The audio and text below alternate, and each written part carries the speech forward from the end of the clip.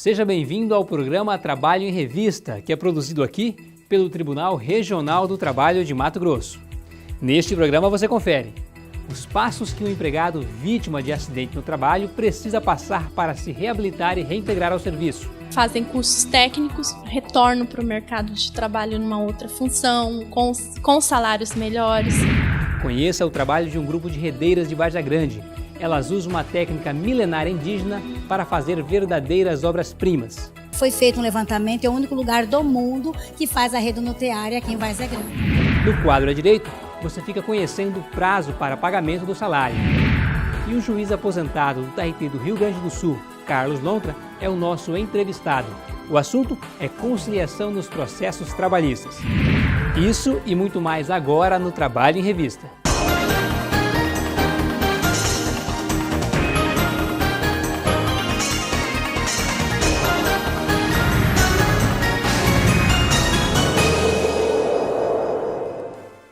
Após superar um acidente de trabalho, pode parecer que o pior já passou, mas ainda tem a difícil etapa de reabilitação. Algumas leis e serviços pretendem ajudar nesta reinserção. Saiba mais agora na matéria. O pedreiro Mauro exibe no corpo as marcas deixadas pela massa de cimento com a qual ele trabalhou durante anos. A massa normal, você faz ela, chega à tarde, ela não presta mais, né? E essa não, ela fica 3 dias sem endurecer. Que você vai usando ela. Aí de cada vez que você vai usando ela, mais forte vai ficando o produto, a química do produto. Se ela cair num cortado seu, já fica queima já, arde. Aí você tem que correr e lavar rapidão. Que ela come, ela corrói a mão da gente. Tão forte que ela é. O descaso inicial do empregador fez o problema se agravar, mas no ano passado ele conseguiu uma licença médica e iniciou o tratamento. E a médica me deu 6 meses. A primeira vez foi 2 meses. Agora me deu 6. Aí eu fui no médico, no INSS esses dias, ele falou que eu não tenho mais perícia, né? Quem vai resolver é lá em Cuiabá com a reabilitação, né? A reabilitação a que seu Mauro se refere é um serviço previdenciário prestado pelo INSS. Ela é destinada aos segurados da Previdência Social, os seus dependentes, os aposentados e as pessoas com deficiência.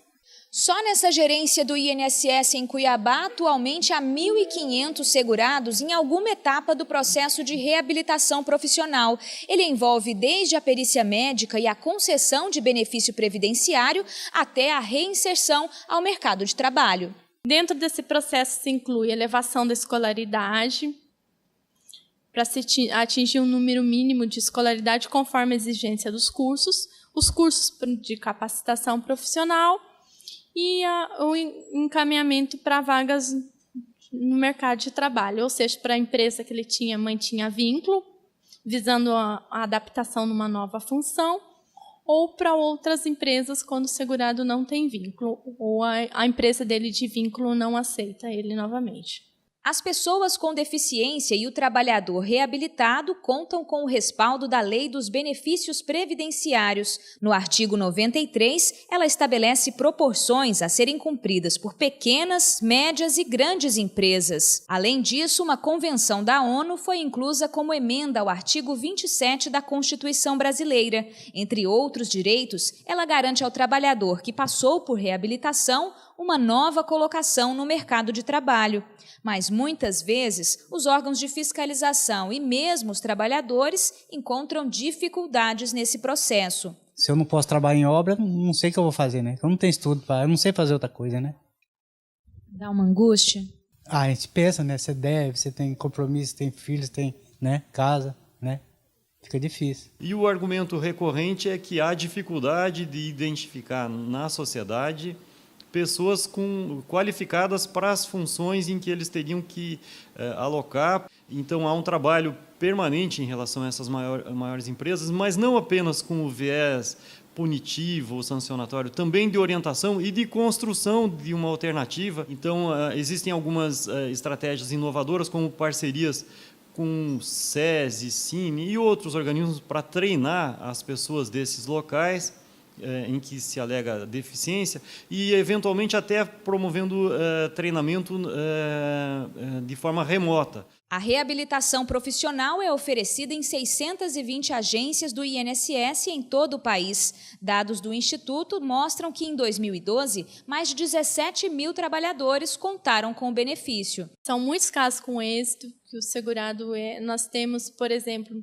segurados que fazem cursos técnicos de longa duração, então retornam para o mercado de trabalho numa outra função, com salários melhores. Em comunidades rurais de Várzea Grande, em Mato Grosso, artistas populares criam belas redes artesanais, uma tradição milenar e inspirada no trançado indígena. Não há quem não se encante com as redes, que além de belas, são também muito confortáveis.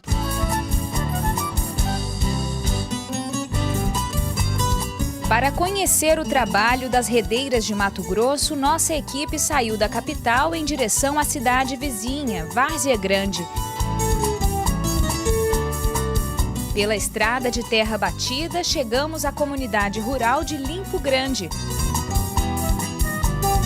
onde mora a Dona Miltes. Ela tem 60 anos e é redeira desde a adolescência. Desde 13 anos eu aprendi, porque minha mãe era tão pobre, eu tinha que trabalhar para não ter, né, qualquer coisa. Aí teve que aprender a trabalhar. Aí eu comecei a aprender, amarrava varanda para os outros, lavrava. Aí foi aprender, né? Aí foi a tecer a rede, aí me ensinaram a urdir. Aí foi aprendendo, né? Começou a passar o liço, tudinho. Mesmo há tanto tempo nesse ofício, Dona Miltes leva meses para tecer uma rede. É que a técnica tem muitas etapas e um alto grau de dificuldade. Tem que pegar o fio, começar a notear, amarra, aí vai explicando, vai urdindo, vai começando. Aí termina, aí vai começar a passar aquele lixo de puxar, aí termina, tece ou limpa, aí vai contar os pontos para assentar a amostra na rede, o desenho. Eu duro 3 meses com uma rede. E quem tece de 2, 1 mês tece uma rede. A Valdirene, filha da Miltes, é a 3ª geração de redeiras da família Mendes. O trabalho tem tanta repercussão que agora ela é também professora num curso em Cuiabá. Estou com 37 anos. Sempre trabalhei nesse ofício desde os 14, né? É uma cultura que não pode morrer.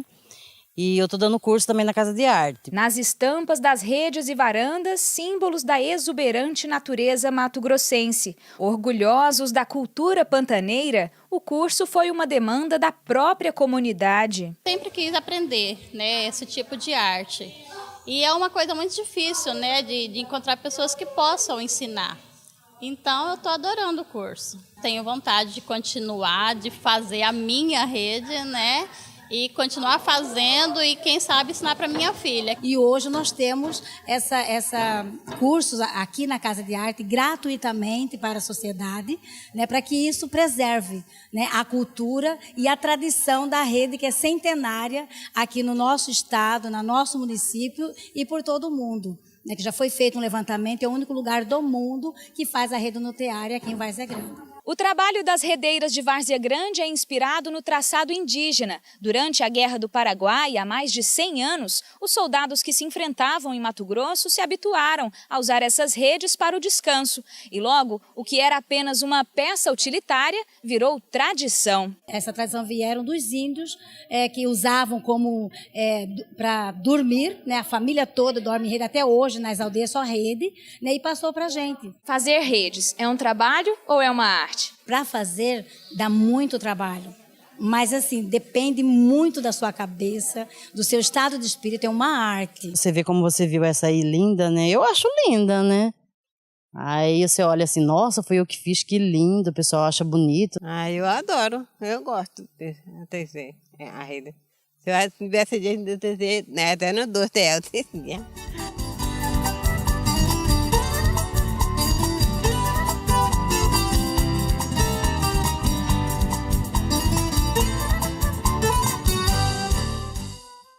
E uma advogada do Banco do Brasil, demitida por participar de ação do Sindicato dos Bancários contra a instituição financeira, vai receber R$ 600 mil de indenização. Essa é uma decisão do Tribunal Superior do Trabalho que você confere agora no quadro Direto de Brasília.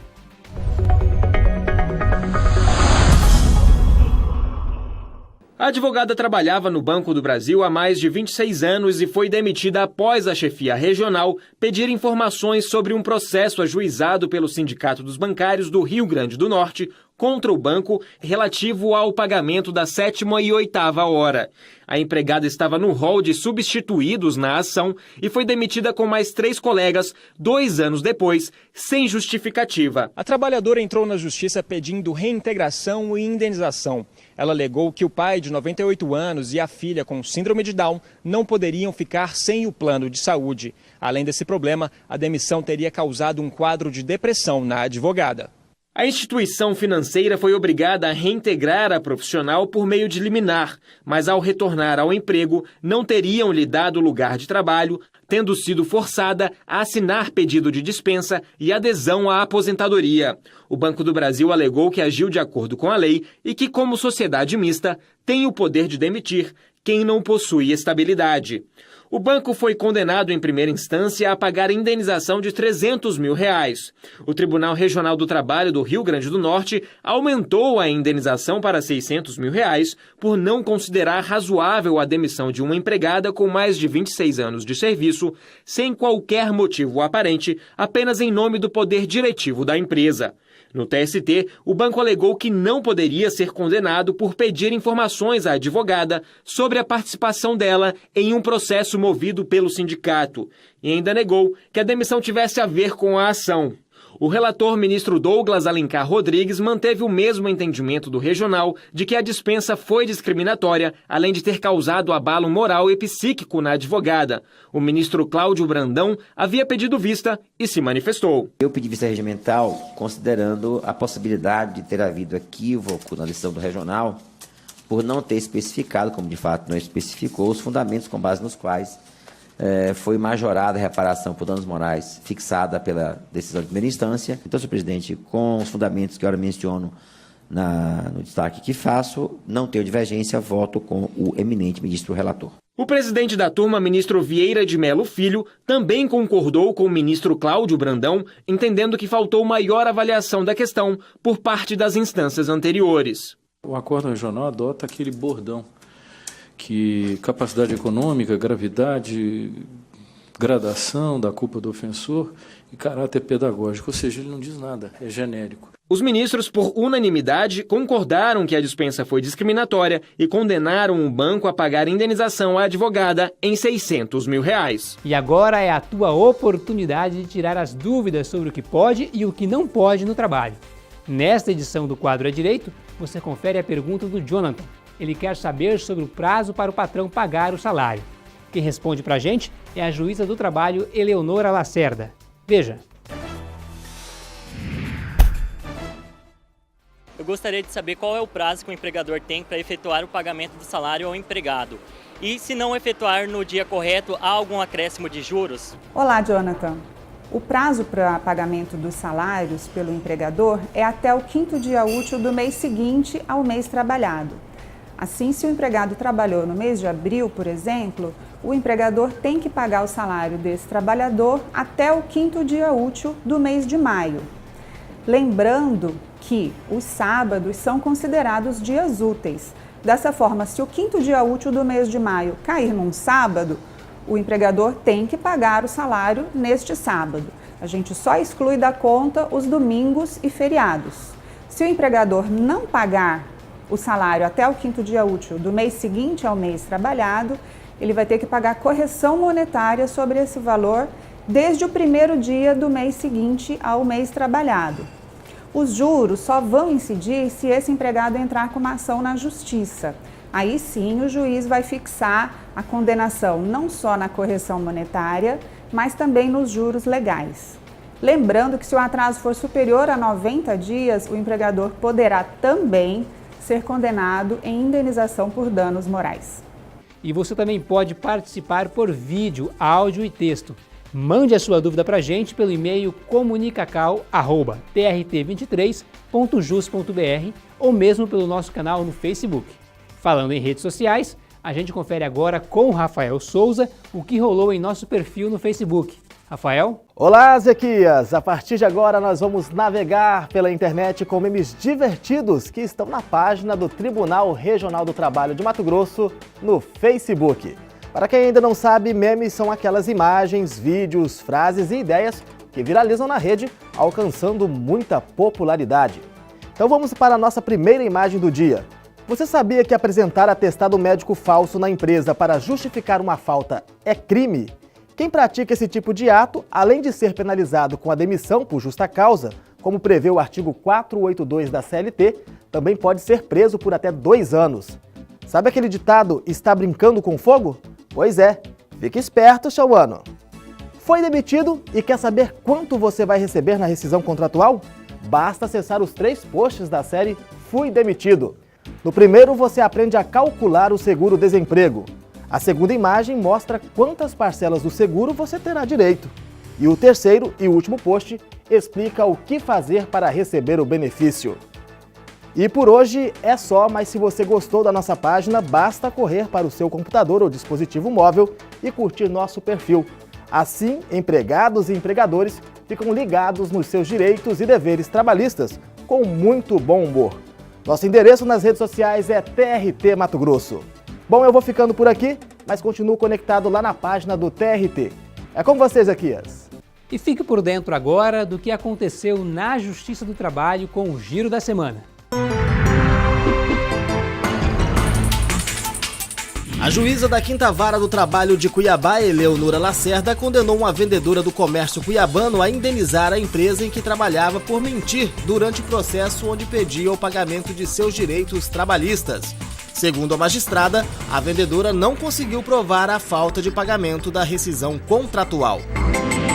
A implantação do sistema de videoconferência, que pode ser utilizado em todas as varas trabalhistas do interior de Mato Grosso, tem facilitado a atuação de advogados que possuem processos tramitando no TRT. Desde que foi implantada, em meados de 2015, o tribunal já realizou 20 audiências por meio da tecnologia.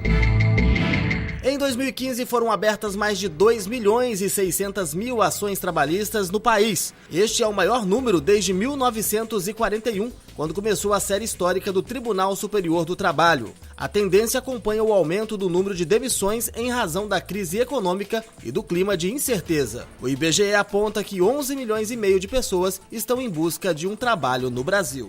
E no próximo bloco, o juiz aposentado do TRT do Rio Grande do Sul, Carlos Lontra, explica pra gente a importância e as vantagens de uma conciliação judicial. Não saia daí, que a gente volta em um instante.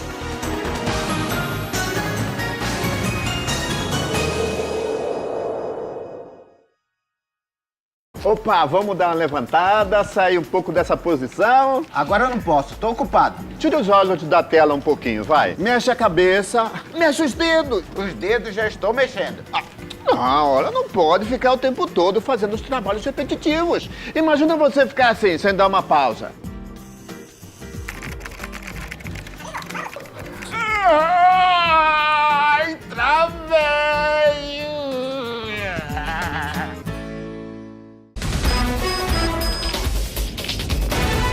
Um momento de conversa com o chefe pode não ser tão simples. Ameaças e ironias constantes afetam a dedicação do empregado. Em um bom ambiente de trabalho, não tem lugar para o assédio moral. O sucesso dessa harmonia está em cuidar das relações. E isto é um compromisso de todos. A Justiça do Trabalho não acontece só nos tribunais. Ela é feita por todos nós. Tribunal Regional do Trabalho de Mato Grosso.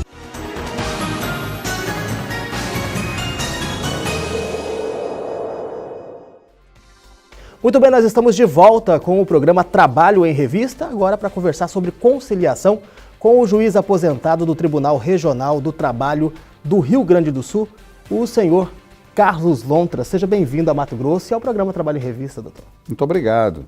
Estou me sentindo muito bem aqui. Bom, nós vamos falar sobre conciliação. Há de haver uma mudança de cultura, principalmente na questão de conciliar. Mas qual foi a necessidade que o senhor viu no momento de dar oficinas de como se conciliar, de como fazer que isso dê certo durante as audiências, doutor? E tudo começa porque, ali por 2007, eu passei a me dedicar no Tribunal do Rio Grande do Sul exclusivamente à conciliação. fui convidado pela presidência para assumir o juízo de conciliação, ou núcleo de conciliação do tribunal. E claro, senti a necessidade de estudar, né? Curso na ENAMAT, que é a nossa escola nacional, curso de extensão da Universidade Pepperdine, com professores norte-americanos especializados em mediação, enfim. E com isso acabaram surgindo convites dos outros tribunais regionais do trabalho, que muito me honram, para eu ministrar cursos, palestras e oficinas eminentemente práticas, como esta que está sendo feita aqui no TRT. Nos dias de hoje se encontra uma dificuldade na questão da conciliação.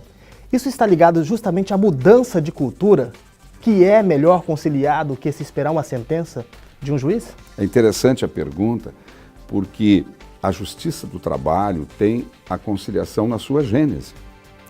A CLT determina que o juiz empregue seus bons ofícios e persuasão na solução conciliada do conflito. E apenas em não havendo o acordo é que o juiz deverá decidir, sentenciar. No entanto, nós encontramos algumas dificuldades, a começar pelos operadores do direito, em geral, que são preparados pelas nossas faculdades para litigar e não para conciliar. E dificuldade com as próprias partes, que têm uma expectativa maior, muitas vezes, do que a própria realidade, e têm como cultura a solução pelo juiz, a solução via sentença, quando a conciliação, na maioria das vezes, é uma forma de prestação jurisdicional muito mais eficaz. Há técnicas dessa mediação da conciliação para que haja um efeito, para que surta um efeito durante as audiências, doutor? Sim, sim. Como muitas outras coisas, a conciliação é uma competência do conciliador, que envolve conhecimentos, habilidades, atitudes, e que, portanto, se pode desenvolver. Essas oficinas trabalham com juízes, com servidores conciliadores, no sentido de, através da reflexão, da troca, do estudo, enfim, se desenvolver essa competência para conciliar, que é tão importante. Eu não vou pedir que o senhor conte o segredo da oficina do senhor, mas você pode nos citar pelo menos 2 técnicas que a gente possa dar como exemplo para quem está em casa. Ela é eminentemente prática, né? Então, tem uma exposição dialogada, com base em estudos de casos concretos, né? E também se projetam audiências reais gravadas para analisar, para debater, e depois se fazem algumas simulações, com TV gravando, como aqui. Só que para circuito interno, né? Há uma resistência dessas partes quando se propõe a conciliação, tanto do reclamante quanto do reclamado, doutor, à espera dessa sentença? Ou o senhor acredita que essas técnicas podem mudar a visão de quem está ali naquela audiência, principalmente no momento complicado que é debatendo questões trabalhistas ou de quem teve culpa ou de quem não teve culpa? Pois o que se busca é, na audiência, promover uma ponderação de riscos, ou seja, mostrar para uma parte e para outra os riscos que ela corre, porque o processo é muito dinâmico, né? Ele depende da prova a ser produzida, tem testemunha, não tem, enfim, depende também do direito, há questões de direito, que alguns magistrados entendem de uma forma, outros de outra. Então, as partes, elas têm riscos de direito e de não produção de prova. E o que o conciliador procura fazer com elas? Promover uma ponderação de riscos para encontrar um valor para fins de acordo que seja adequado, que seja justo para ambas as partes. Aqui fala em conciliação ao longo do tempo. O que exatamente quer dizer isso? Ao longo do tempo surgiram dificuldades e, ao mesmo tempo, se desenvolveram essas técnicas. Então, o que acontece? E a solução conciliada está sendo muito mais promovida, incentivada, né, pelo CNJ, pelo nosso Tribunal Superior do Trabalho, enfim. Então, nós temos obtido índices maiores, o que é fundamentalmente importante no momento em que há, não estou falando agora do judiciário trabalhista, mas em geral, cerca de 100 milhões de processos tramitando no país. O senhor também fala em preconceitos da conciliação. O que quer dizer exatamente essa palavra preconceito? Há um certo temor ainda? Há alguns preconceitos, Mas o senhor fala isso por parte do judiciário ou por parte das... Não, das partes, de seus procuradores, né? Por exemplo, um preconceito de que a conciliação seria prejudicial ao trabalhador, né? E não poderá sê-lo. O direito do trabalho é protetivo no sentido do trabalhador. Então, quando que não haverá prejuízo ao trabalhador? Quando for bem feita a chamada ponderação de riscos, que eu há pouco referi. Entende? Se houver uma efetiva ponderação de riscos, o acordo poderá ser muito bom para o trabalhador. E o juiz, obviamente, o fiscaliza e não o homologará se prejudicial for. A gente vê uma procura muito grande quando se anuncia nos veículos de comunicação a questão da Semana da Conciliação. Tem tanta semana estadual quanto a nacional e a procura é muito grande. E é importante alertar que não é só nessa semana que é possível conciliar, né, doutor? Perfeita a sua observação. A semana visa divulgar a conciliação, né? Visa motivar para a conciliação. É um daqueles procedimentos que se usam atualmente que eu falava há pouco. Mas é preciso que as partes saibam que o processo judicial trabalhista ele pode ser conciliado a qualquer momento, inclusive lá quando já estiver em fase de execução. E o desgaste é bem menor, porque não há aquela questão de recorrer da sentença. Sim. O custo se torna menor tanto para quem está sendo processado quanto para o processante. É importante, então, conciliar. E hoje há mecanismo, principalmente por meio da internet, que você também pode manifestar interesse. É uma solução mais rápida, né? Mais justa, porque é construída pelas partes, e mais eficaz.